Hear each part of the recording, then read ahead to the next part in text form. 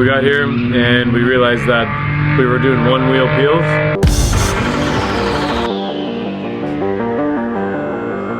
For my last clutch, but it probably needed that extra distance.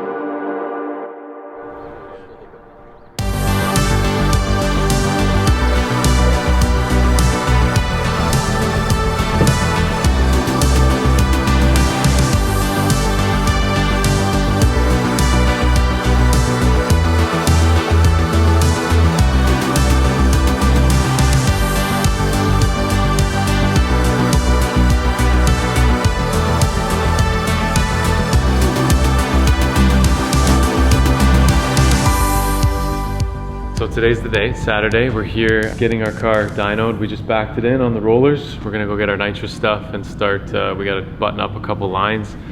Really excited to see what this car is gonna put down on the dyno. This is a Mustang style dyno, so it's gonna read really accurately. It's gonna be really tunable. So it's gonna replicate real driving the best possible way. And it's gonna be loud and it's gonna be sick. So you guys are really gonna see, because Jack's never seen this before and it's crazy, it's wild. So I'm excited to get some content out of it and share it with you guys. Tomorrow is contingent on everything going well today, but tomorrow is Drift Jam in a city called Cayuga. It's a nice racetrack where they're holding an event called Drift Jam, run by some friends of ours. So we're gonna go there and test everything out once we complete the dyno. So obviously things need to go well today. It's only about half an hour away from here, so that's we're hoping that everything kind of goes together, because we had to drive a little ways to get here, stay in a hotel, have a good time, hang out with friends, and hit the track tomorrow. It's gonna be great.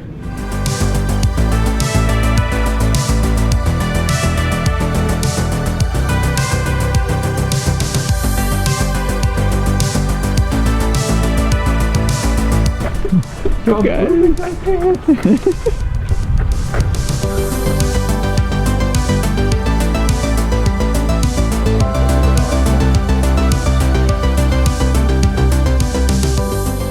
So it's going to be like an F1 car. It's a completely separate starting system.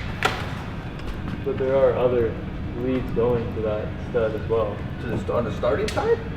Is that Almost looks like that booster pack right between those bars. Yep.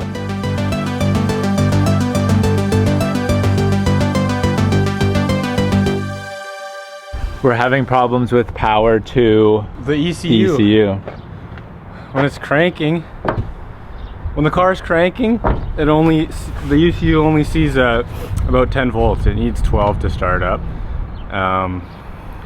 It cranks great, but it draws too much power from the battery for the ECU to power up and fire the injectors and coil packs and all that. So I think the batteries are kind of old, or the wiring is kind of suspect. Well, I always said that car takes a lot to start. Yeah. So even if those batteries aren't up charged to snuff, yeah, then. So we're waiting, we're chilling, vibing. We're vibing. Grinding. No, we're not grinding. Okay, we're not grinding. Not grinding. But yeah, that's where we're at.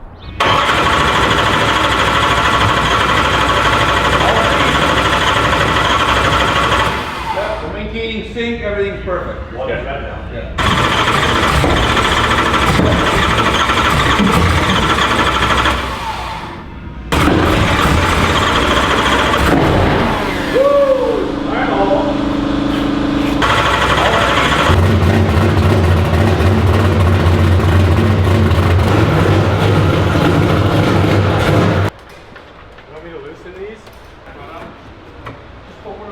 That's water. Yeah, that's water. Just the wrenches, Fisher Price, but You want to know one? see this bolt, or you probably can't see, but this bolt right here.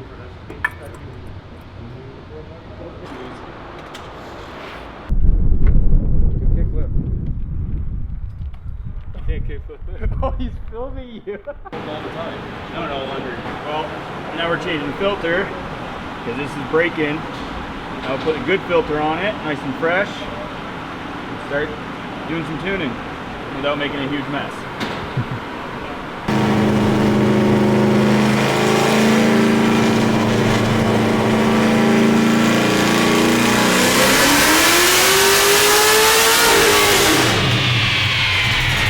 How much? That's probably Russian. That's And Romania and Croatia, Serbia. You wouldn't be getting any air.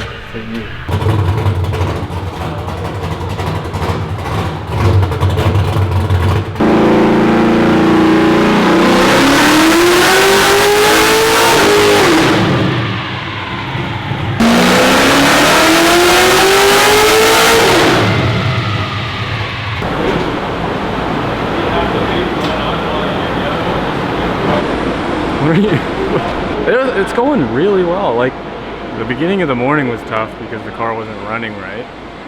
But like, it looks like you just jumped into pulls and making a ton of horsepower on conservative timing, and it's only revving it to 70 or 7,000. It should rev to 7.5, so it's going really well. It's making a ton of power. 650. It's a lot.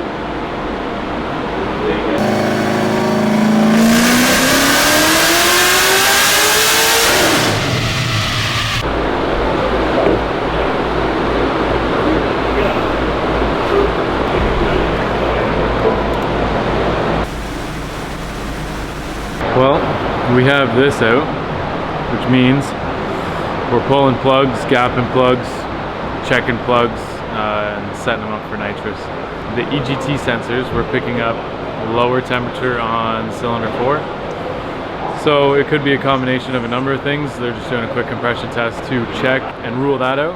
It wasn't a big difference, so we just wanted to check the plugs, check the compression. If everything checks out, it's probably something to do with maybe the positioning of the sensor in the header itself, which is super minor. So, you know, we're just going through every single step. We had a couple problems getting the car going, wiring related to do with the ECU not getting full 12 volts while cranking. Really strange. For right now, we just jumped the ECU directly to the battery and skipped the circuit. So we're gonna fix that after. Right now it runs fine and works fine. That's something that we'll clean up before we head off to Drift Week, but we're about to do a couple more pulls after we get this compression test done.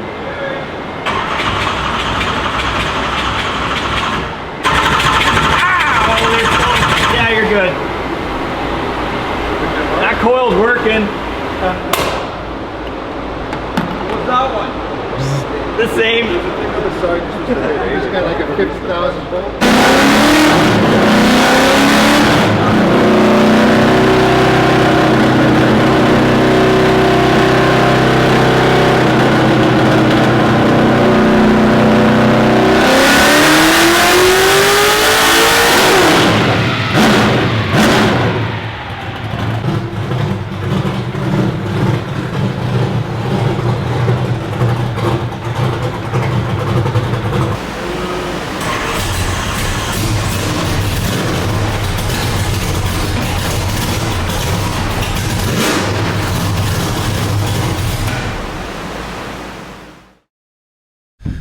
What's up, man? We blew the slave on the dyno, and the problem with that is it's an internal slave. So what happened was the pedal went to the floor, and then fluid starts coming out of the bell housing. Got to pull the tranny, which requires, you know, exhaust, drive shaft, transmission tunnel, all that good stuff that you think that you'll never do, because it's been 3 years. I've never had that, but I guess after 3 years, that means it's ready to go at any point, I guess. So we're gonna see what we can do. It's not an off-the-shelf part. We got a friend of ours, Dylan Sharp, bringing over a clutch lathe from his GSR to his 2J. I'm not sure on the compatibility between the LS, but we're gonna take some specs, measure the height differences, and see if it's a usable piece for us for today. Otherwise, we got to order the part and wait. So that's the update. We were just about to do some pulls with nitrous, and then that happened. He couldn't get the wheel spinning because the clutch was stalling out the car. He wasn't able to disengage it at all. So yeah, that's what's going on. If I just started using it, I got some plus 100 times.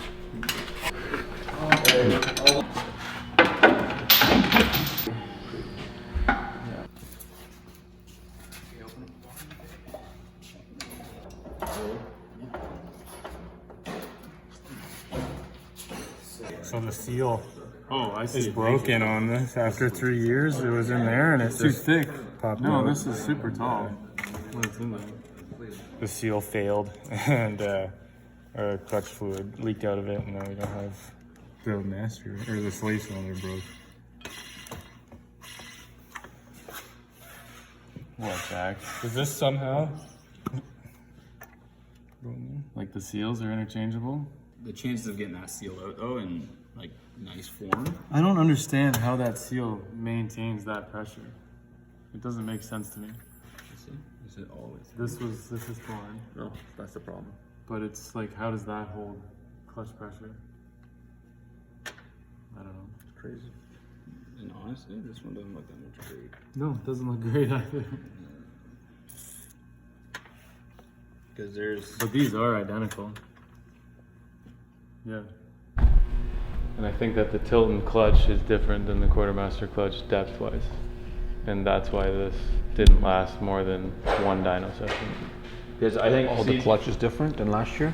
So may it's still supposed to have be a little bit identical. Like you can literally interchange the faces, the buttons, the discs. With the overall thickness. But Just yeah, because I'm wondering. well, if, look at like, how far out this seal is, and that's when we pulled it. So that's when the clutch pedal that's is soft. Yeah. back, and it's supposed to go further from there, Yeah. which doesn't make any sense. This I should think be he was like kidding. deep. You're not taking my phone. I'll give So you my this- agenda. Fix at least. We'll space it out, but This probably needed, like I had to machine mine down a little bit to get the right depth for my last clutch, but it probably needed that extra So distance. see in the bottom, that's a flat O-ring down there, Yeah, and that's soft. That probably moves with That's this. what's actually. This is just a Yeah, dust right. shield. yeah, that does nothing. Yeah, there's no way this is holding pressure. So I Yes. wonder if we can take the seal out of the bottom of this. And put that it you in might that. actually be able to do by just putting pressure And- back there. Right? To push it out. Yeah, we should be able to push that out. Okay, you're not that good at blowing small things. I know that was coming. Okay, well, If we can just swap the seals over, then we don't have to get into remachine. Except for, but you're saying we might need to. Yeah, but if we have to no, because we just reuse this. No, but you're saying that might be too. but what we need to do is put this in Measure. Yeah. and measure to the fingers, to the bell housing, and then, you know, take some, because I think we were too extended on this. This is when the clutch pedal was relaxed, and you can see how high Yeah, it it's was. already. I wonder if It's it, already. Yeah. I think we overextended it. And you know why? Like that seal was torn up, probably because this was being overextended. Oh, Yeah, Back it and wasn't forth. staying. Yeah. Well, that one might be a little like we can just dig that out though. Right? Sizing something. But we can also. It's also well, it's leaking now though.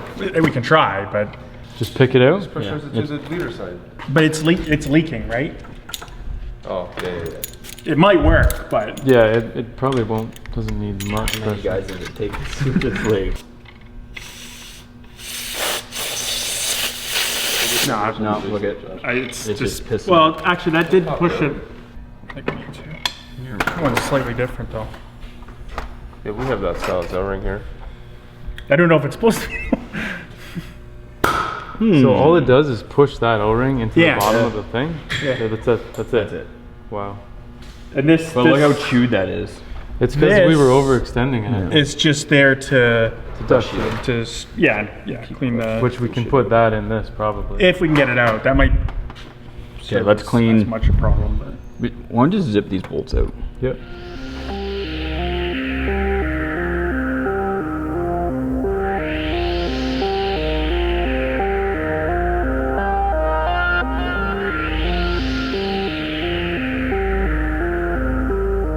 What's up, man? Taking the clutch off. Got covered in brake fluid. We're cleaning it. Let's go, boys. Having fun? Just over here, breathing in clutch fluid. It's good. It's going good. It's going fast. But yeah, should be done pretty fast and pretty soon. And yeah, boys will have it figured out. Hit the nitrous, burnout, shop heaters. Let's go.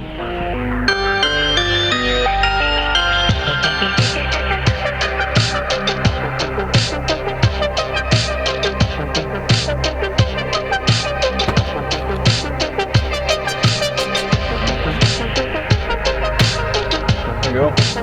Let's measure up.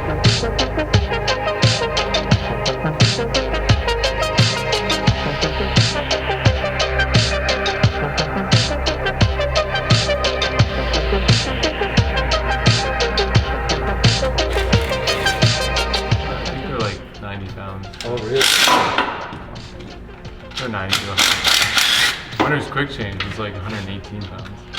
That's just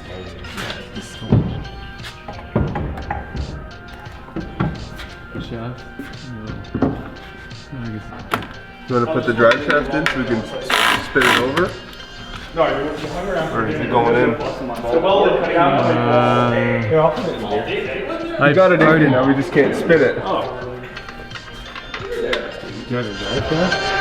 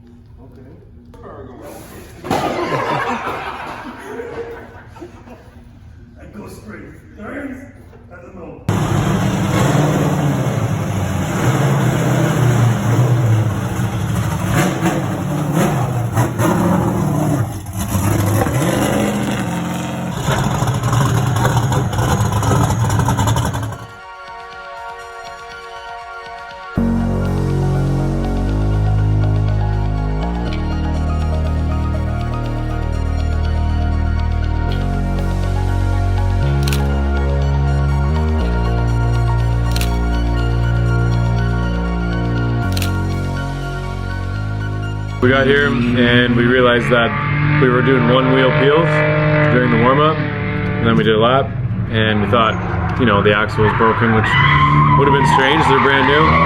Turns out it's the output shaft of the Winter's quick change, which is really weird because it was built to be able to take 1,000 horsepower last year, so it's got one pro spec season on it, which is like 4 events, which is nothing. Did not expect that, so now we need a diff rebuild. There's nothing we can do. We're in Canada, it's April, so nobody has any Winter's quick changes anywhere.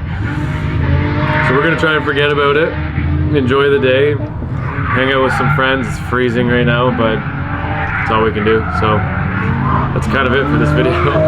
Hopefully we'll do some shots and stuff, talk to some people, but that's all.